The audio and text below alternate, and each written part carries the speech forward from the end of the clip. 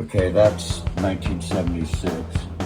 Pretty much the first day that I started riding for Raglan. Look at my shoes. Those are like Kmart shoes. UFO wheels. You can barely have any turning room because I'm riding ramps like day in and day out. You have me, doing demos for a couple years straight. No pay. But in between, you ride a different board. I'd be like at Lakewood, this is before Lakewood got built. That's when Lakewood was built. But this is this is what started it all. Vans was right down the street. You could call them up, order your own colorway, and get them within 2 weeks. Quicksilver right down the street. You get they call them whatever. When they're fucked up seconds, you get them for $7 instead of 12. I mean, we're looking for tools. You quit school and started looking for tools every day. And then the parts started coming in. But we had a different mentality. This is, we're bred. And I mean, Jay Adams was Fruit Bowl. This is right after Fruit Bowl.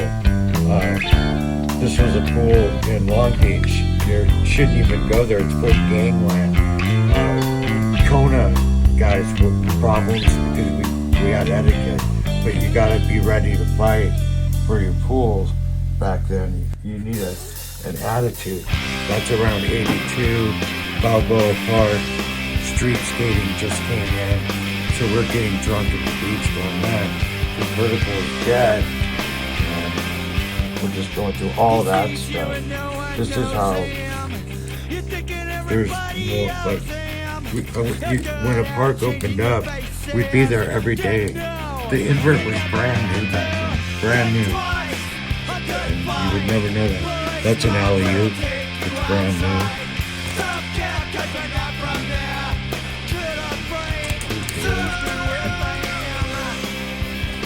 Anyway, the Warped Tour, skateboarding and punk, there was no work for me.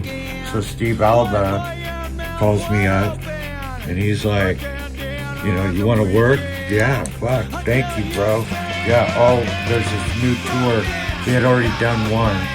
And on my job, it's original punk is what it says. But I had the second ramp, or the street tours. I put that up every day. And then there's the athletic personnel. Of course, Caballeros and Mike Frazier, Neil Hendrick. Anyway, I just want to say that, I had to have an attitude to get where I got. This was a article for Dpdisaster. Even then I had to, what if I turned in other stories, but what if I write To Kill Yourself? And they were like, sure, we'll do it. And I got this pretty long story. It gave me like $300. That's the early 92. Thank you, story.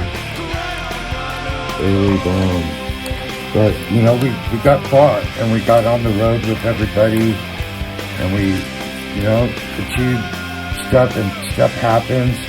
Same with skating and everything else. And I just want everyone to know that as I go through all this stuff, I'm just, this was the very first day, our first photo session. That's my backyard. It's my painting on the garage. My suit went to somebody. That's my jacket I made. Because I made that for Terry. Anyway, but I just wanted you to know that I'm working on myself and just getting okay with just going through stuff and not being a victim and asking people to understand where I come from is we didn't have social media. I could get into the difference between, the last 20 years.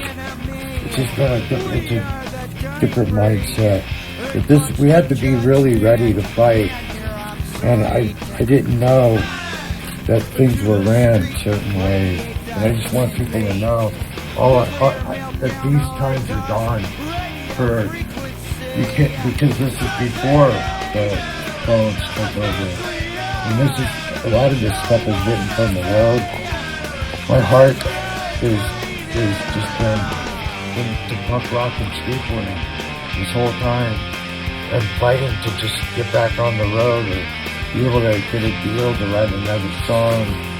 But, you know, I have all these personal letters in there too. But wow, this sober journal. And I've gone up and down and all around, and I just want people to know I never mean anything. I have no hate in me, none. And I forgive those who have wronged me, and I'm just going through, I go through my shit probably differently because I haven't really been on the other side and trying to come back. I've been here the whole time waiting for another job. This was my first phones. I made this. You need a business card. Yeah, it was original.